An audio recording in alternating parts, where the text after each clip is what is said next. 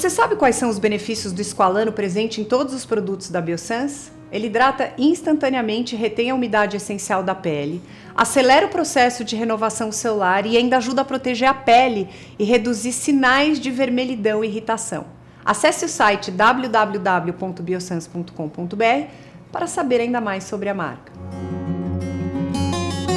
Pessoal, esse é nosso último programa do ano de 2022. A gente volta dia 9 de janeiro com novidades e muita coisa legal para vocês. Então, antes de desejar boas festas, eu quero agradecer muito quem assistiu nossos programas, quem se inscreveu, quem curtiu, quem comentou. Agradecer minha equipe maravilhosa, porque ninguém sonha sozinha. Então, as meninas aqui que trabalham comigo, Betina, Madu, Malu, Marina, Gabriela, Renata. Tenho que agradecer muito, muito, muito essas meninas lindas, talentosas, competentes, que sonham junto comigo e fazem o Amar acontecer, porque sem elas isso aqui não aconteceria. Então, depois a gente vai deixar nesse episódio aqui uma foto de bastidores para vocês verem como essas meninas são maravilhosas. Quero agradecer muito todas as mães que vêm de muito, muito longe contar as histórias. Muitas histórias muito tristes, cada uma tem a sua, então todo mundo sinta-se muito abraçado. Desejo que 2023 seja um ano muito maravilhoso para todo mundo, com muita saúde, bons encontros, boas surpresas, realizações. Então quero deixar meu beijo carinhoso aqui. O fato é, eu não comecei a existir após a maternidade e em meu engajamento numa causa social. Eu me construí ao longo dos anos e transformei toda a minha trajetória em instrumentos para fazer tudo o que eu pudesse e posso para preparar minha filha para o mundo. No Amar de hoje, vamos conversar com Andréa Rossi, mãe da Maria Fernanda, de 15 anos. Andréa passou por uma gravidez de risco.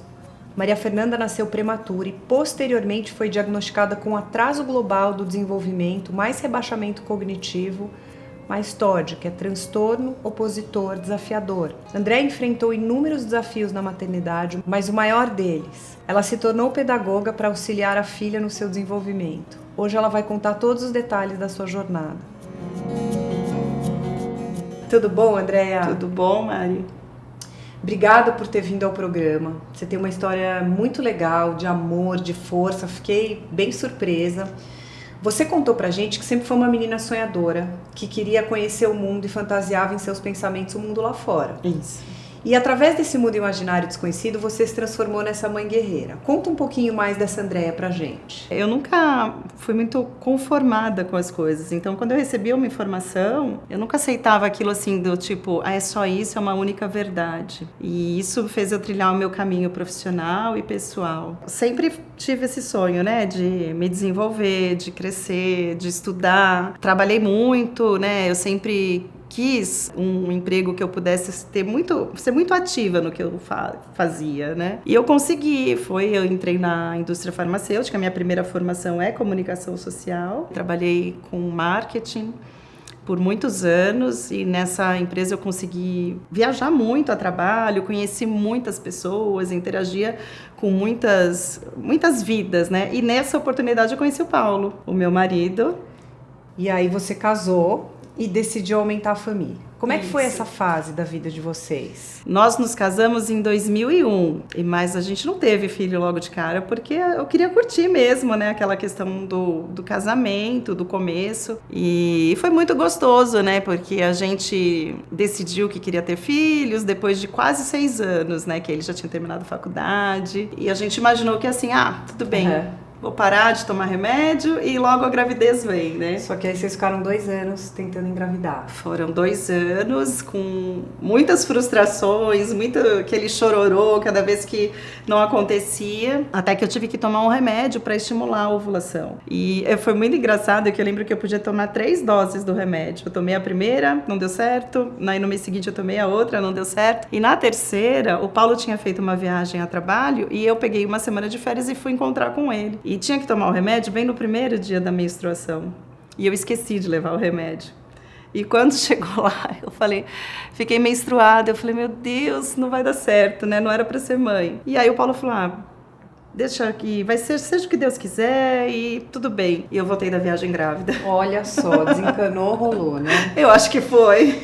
Andréa, você acabou descobrindo que a tua gestação estava em risco. que aconteceu? No primeiro exame morfológico, a gente foi fazer o exame, era véspera de Natal. E nós estávamos muito felizes, eu e o Paulo, com aquele exame, porque foi a primeira vez que a gente ia ver o bebê inteiro e tudo mais. E o médico, ele que fez o exame, ele estava acompanhando tudo com muito detalhe, assim, e vendo a nossa empolgação, ele não falou nada pra gente, né? E ele falou, olha, o exame vai chegar na casa de vocês, mas assim, final de ano, não abre o exame, não é legal, né? Deixa que sua médica abre. Quem que recebe um exame assim com foto vai deixar, né? E a gente recebeu isso, era tipo véspera de ano novo. E aí tava lá, possibilidade de síndrome de Down de 75%. E aquilo, quando a gente se deparou com aquela notícia assim, a primeira coisa que a gente foi pra internet, para pesquisar, para ler sobre aquilo.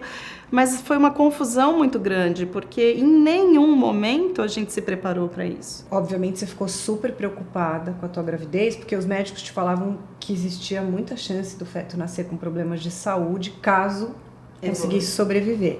Isso. Daí eu queria que você contasse que você fez muitos exames. Como é que foi a partir daí? Sabe aquela coisa da mulher que quando tá grávida ela curtir e hoje é dia de exame, eu vou escutar o coração do bebê, eu vou ver o rostinho do bebê. Toda véspera de exame pra gente era tenso, né? Porque a gente sempre esperava o pior, uma notícia ruim, porque quando eu fiz esse primeiro morfológico, eu fui encaminhada para um geneticista. E ele disse que era importante que eu fizesse um exame de cariótipo, que é aquele que entra com a sonda, então. Só que tinha risco, né? Eu teria que assinar um documento que eu corria o risco que era abortivo. Imagina a gente tentando há 2 anos engravidar e assim, e eu disse, eu não quero fazer esse exame. Independente de qualquer coisa, eu não quero fazer, eu não quero colocar em risco, né? É meu filho e pronto. Só que eles nos orientaram, eles falaram, não é só isso, Andréia. É importante que a gente faça esse exame até para entender se existe algo mais, se o bebê está em risco ou você está em risco. Claro. Ou também você vai passar uma gestação inteira com a cabeça cheia, né? E aí nós fizemos o exame, deu tudo certo, veio um cariótipo normal para síndrome de Down. Ah, tá bom. E a enfermeira me ligou, ela falou, olha, saiu o seu exame, pode vir buscar, e deu normal, viu? Não tem síndrome de Down. E naquele momento eu respirei aliviada. Quando eu fui buscar o exame, o médico me pegou pela mão e falou assim, chama o Paulo, pede para ele subir. Aí ele falou, olha, uma translucência nucal tão alterada como foi a de vocês, só por um milagre não ser síndrome de Down. Cada médico falava uma coisa. E aí eu falei, meu Deus, e agora? Ele falou, não, então aqui a gente descartou a síndrome de Down, mas pode ter espinha bífida, pode ter problema cardíaco, pode ter um monte de coisa. Ele foi falando todas as possibilidades. E daí eu fiquei sem saber. Ele falou, não, mas... o que você faz com a informação? Então, tem tanta coisa aqui dentro, o que eu faço? E aí eles disseram, olha, então nós vamos acompanhar você toda semana, porque cada hipótese ela se dilui no desenvolvimento fetal. Então, passa uma semana e fecha ou não o diagnóstico para isso. Da espinha, demora tanto tempo e a gente vai ter que te acompanhar. Então, eu tinha que fazer exame toda semana. Não tinha aquele prazer como as gestantes têm, as famílias de ir lá fazer aquele ultrassom, né? Porque não era prazeroso, né? Claro. Era cansativo. Informações cruzadas, né?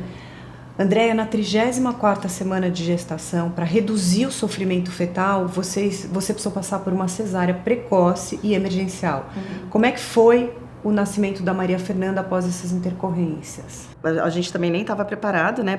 Assim, emocionalmente para esse nascimento tão precoce. Mas aí era um misto do tipo, bom, agora vai acabar a gestação, não tem mais nada que eles disseram durante a gestação toda, e a gente vai estar com o nosso bebê, e a gente já vai ver nosso bebê e tá tudo certo, né? E aí fizemos lá a cesárea.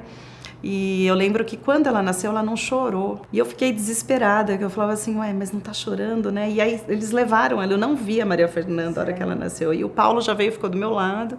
E daqui a pouco a gente escuta um choro e ele começou a chorar também. Ele falou, tá escutando? É a nossa filha, né? E daí, quando ela volta, depois de um tempo, eles me mostraram assim rapidinho e chamaram o Paulo para conversar. E nisso a minha médica me fez dormir. Quando eu volto, já passado um tempo, que eles falaram, olha, agora você vai pro quarto, você vai estar com seu bebê e depois o médico vai passar lá, vai conversar com você, né? Eles vieram e aí veio já a médica falando, olha, existe a possibilidade sim dela ter síndrome de Down, de ter tido um erro no seu exame, porque como é do sexo feminino, pode ser que eles tenham pego as suas células e não as dela. Então a gente vai ter que repetir. E ela nasceu com uma questão no coração, ela nasceu com luxação bilateral de quadril, né? E ela vai ter que colocar no aparelho, né? Mas tudo isso a gente vai te acompanhar. Então, eu lembro que a gente tinha fechado filmagem, aquelas coisas de filmar o primeiro banho. Eles ligavam no quarto, eu cancela, eu não quero ninguém aqui. Muita informação, né? Desesperador. E aí sim, nós saímos da maternidade com ela, num aparelho que ela nasceu com os 2 ossos do fêmur fora da bacia. Sim. Então ele tinha que trazer isso para dentro da bacia dela e era com um aparelho ortopédico. Era todo em velcro com umas amarrações que pegava o joelho, quadril e ombro. Ela parecia um negocinho assim, sabe, pequenininha, era muito frágil. E aí o médico disse, os primeiros 15 dias não pode tirar de jeito nenhum. Então ela não tomou banho. Sabe aquela que mexia? Nada. E aí veio aquela questão de entrar com cólica e ela não conseguia se esticar quando ela chorava.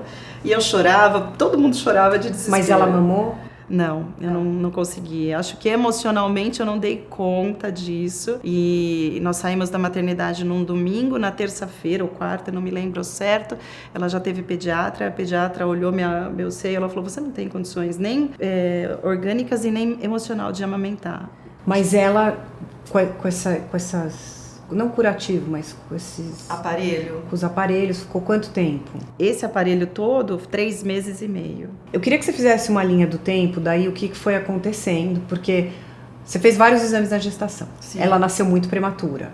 Falaram que ela ia ter síndrome de Down, depois que não era, depois que teve o erro no exame, mas que ela poderia ter diversas outras complicações. Então, obviamente, vocês acabaram fazendo muitos exames e muitas consultas e a Maria Fernanda foi diagnosticada, afinal, com atraso global do desenvolvimento, rebaixamento cognitivo e TOD, que é o transtorno opositor desafiador. Sim. Então, faz uma linha do tempo, do momento que ela nasceu até o que aconteceu, o que ela apresentava para vocês irem atrás dos exames e terem esse diagnóstico, enfim, né? Logo ao nascer, ela tinha fenotipias, então ela tinha uma implantação de orelha um pouco mais baixa, ela não tinha algumas marcações de palma de mão que eles olham muito, nessas marquinhas que a gente nasce. E aí nós fomos para uma geneticista, que ela acompanhou a Maria Fernanda até os 2 anos. É uma geneticista e um neurologista. E aí eles iam investigando toda os reflexos, a parte neurológica, os estímulos, né? A parte motora dela, também com acompanhamento com o ortopedista, né? Por conta do quadril. Então, nesses 2 primeiros anos, eles foram fazendo várias observações e a gente não fechava nenhum diagnóstico ainda, porque ela era muito pequena, né? E ao final desses 2 anos de vida dela, que foi quando ela começou até a andar com 2 anos, que eles nos disseram, olha, ela tem um atraso global do desenvolvimento e isso a gente vai olhar, acompanhá-la enquanto ela estiver em desenvolvimento, porque o repertório dela é empobrecido, mas ela ainda vai ser estimulada, ela vai participar, né, desse desenvolvimento natural das crianças, então ela vai ter os ganhos e a gente vai acompanhando. Depois que ela vai dos 2 anos para frente, ela começa já a andar, interagir, ela fez os ganhos dela e ela com 4 anos vai para a escola, começa a frequentar a escola. E aí, nesse momento, a gente começa a observar nela uma diferença quando comparada com outras crianças. Entendi. Então, ela tinha os ganhos delas, mas bem mais lento. E assim, a socialização das crianças com 4 anos, a gente que tem filho, a gente percebe quando eles estão brincando, né? E ela sempre brincava diferente, ela tinha mais intolerância, ela tinha mais dificuldade, ela não tinha tantas habilidades motoras, ela caía muito, tinha tudo isso. E aí a gente começa uma nova etapa, uma timidez, aí seguida de uma frustração muito intolerante, então ela chorava muito com facilidade, embora fosse muito risonha e alegre, mas quando chorava demais, né? Ficava frustrada muito fácil. E aí a gente começou a avaliar junto com uma psicóloga, de novo com um neurologista, e aí já com um psiquiatra, porque ela foi crescendo, 4, 5 aninhos, né? Com esse perfil. E aí ela entra para o processo de alfabetização. E entre esses 5 e 6 anos, o neurologista já tinha nos dito: esse é um momento importante, porque agora, como ela começa a ser alfabetizada, a gente pode identificar possíveis disfunções neurológicas, porque ela começa a te dar respostas para os estímulos, né? E você começa a interagir de uma outra maneira com a criança. Mas ela era verbal, ela falava. Totalmente verbal, andava, tudo. Ela teve todos os ganhos mais tardios. E os médicos te disseram que ela tinha todo o potencial para se desenvolver, mas dependia dos estímulos que ela ia receber. E foi aí que te deu um clique. Foi. Que você decidiu interromper sua carreira, que você contou aqui na área de marketing, e foi fazer uma faculdade de pedagogia, psicopedagogia para auxiliar o desenvolvimento da sua filha. Uhum. Como é que foi tomar essa decisão, Andréa, nessa altura da vida, né? Porque eu acho, assim... Eu admiro e aplaudo em pé, me arrependo também de não ter feito uma outra formação depois de mais velha, gostaria também, acho que você fez uma coisa muito legal, porque a psicopedagogia acaba te dando essas ferramentas, né, pra gente não só trabalhar a gente, para poder trabalhar os filhos. Então eu achei muito legal que você teve esse estalo. E aí, como é que foi essa época da faculdade? Como é que foram os cuidados após a sua formação, né? Sabe que foi o que me despertou foi assim, eu tinha uma agenda com a Maria Fernanda muito intensa, era fono, psicóloga, era hidroterapia, tudo isso. E principalmente na fono e na psicóloga, eu levava e ficava com ela ali 45 minutos, 1 hora. E era uma vez por semana. E eu falava, não posso ficar só nesse uma vez por semana, né? Eu tenho que fazer algo mais para que ela tenha um ganho efetivo, né? Só que eu também não sabia como fazer. Então, eu me alimentava de muita informação que vinha, que eu procurava na internet. Mas aí, conversando uma vez com a fono dela, ela falou, Andréia, por que você não faz uma faculdade de psicopedagogia? Acho que você vai aprender tanto, você tem tanta boa vontade, porque você vai para casa e você faz as coisas que a gente fala, você continua, você fala para todo mundo fazer. E eu fui fazer. Aí eu procurei, naquele dia mesmo, eu lembro que eu procurei, eu fiz à noite a faculdade, combinei com o Paulo. Que idade você tinha? A Maria estava com uns... Eu devia estar com uns 37 anos, que 38. Massa.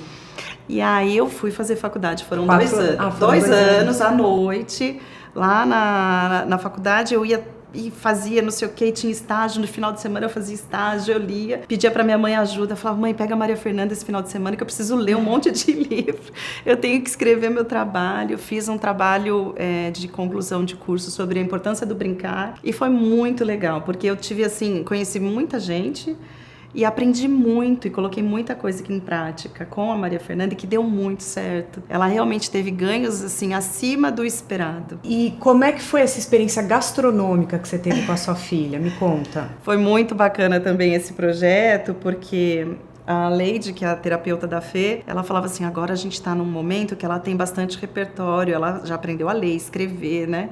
Então, a gente precisa pensar numa reabilitação neurocognitiva, porque o rebaixamento cognitivo, ele não impede nada. Da maneira que você vai estimulando, você vai ampliando a capacidade da criança de aprender, né? Eu falei, tá bom, eu vou ver isso, mas deixa chegar as férias, agora a Fefe tá cansada, eu preciso deixar ela descansar um pouco, né? E para o segundo semestre eu cuido disso. E eu recebi, do nada, né, um e-mail de uma pessoa falando de curso de férias em gastronomia. E ela ia trabalhar com crianças, era um curso de 1 semana sobre coordenação motor, habilidade de corte, distinção de alimentos. Eu falei, nossa, isso é muito legal. E inscrevi a Maria Fernanda.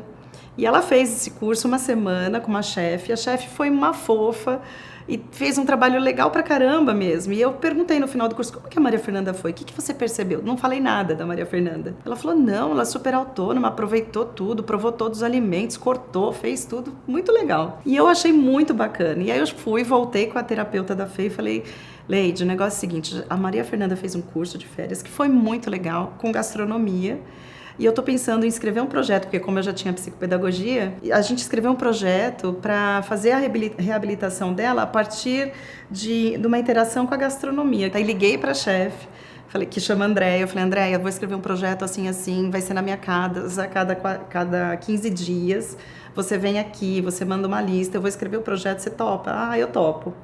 E aí eu escrevia. Então o projeto era muito legal, por exemplo. Ela tinha muita dificuldade de pensar em possibilidades de resolução de problema. E aí durante o projeto eu fui estudar gastronomia para entender também de todo o processo de como, desde o alimento integral até o que você finaliza com tudo, né? Fiz um curso de 1 ano para entender bem de gastronomia também. E aí ela trazia as receitas para Maria Fernanda e aí eu fazia assim, Fê, sábado tem aula de gastronomia, então a gente precisa ir no mercado você tem que pegar essa lista de ingredientes, depois vai chegar em casa no dia, você tem que organizar a sua bancada, você vai fazer pesagem, porque aí trabalhava volume e quantidade, você vai trabalhar planejamento, porque o bolo, você tem a hora de colocar o fermento, a hora de colocar o líquido, tem o tempo de espera, então tudo isso foi sendo trabalhado, né? E ela fez isso por 2 anos, a gente parou por conta da pandemia, né? Porque aí não podia mais ter aquela interação. Hoje ela tá com 15 anos. 15 anos. Como é que ela tá hoje? Assim, eu falo que ela tá muito bem,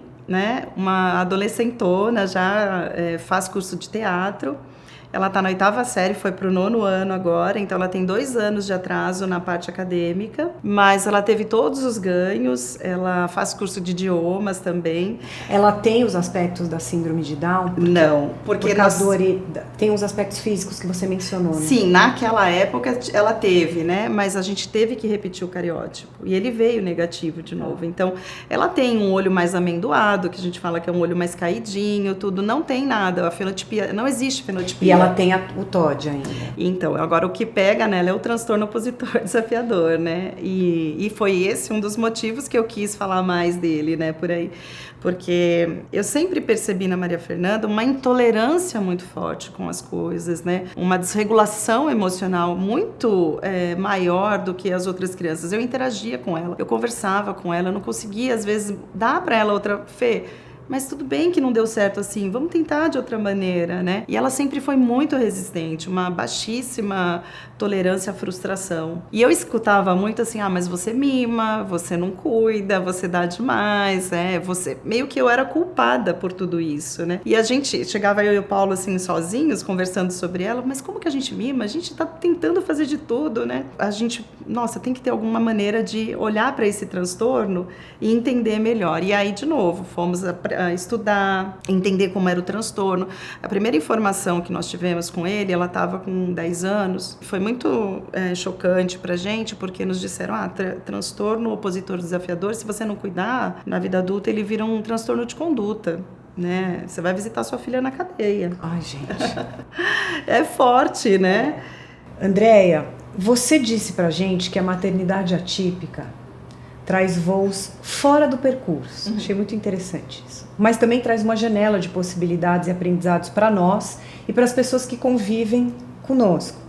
Quais os conselhos que você daria para uma mãe atípica como você, que está assistindo a gente? Olha, você tentar unir todas as habilidades que seu filho tem com as necessidades que ele tem. A união dessas duas forças, você vai conseguir trazer para ele uma realidade, um filho real, né? Não trabalhar naquele filho idealizado, você trabalhar no filho real e juntando mesmo, olhando para o seu filho de forma integral, o que ele precisa e quais são as habilidades que ele tem. Eu junto tudo isso, vou fazer o melhor para que ele se torne independente, feliz e ocupe espaço do jeitinho que ele é.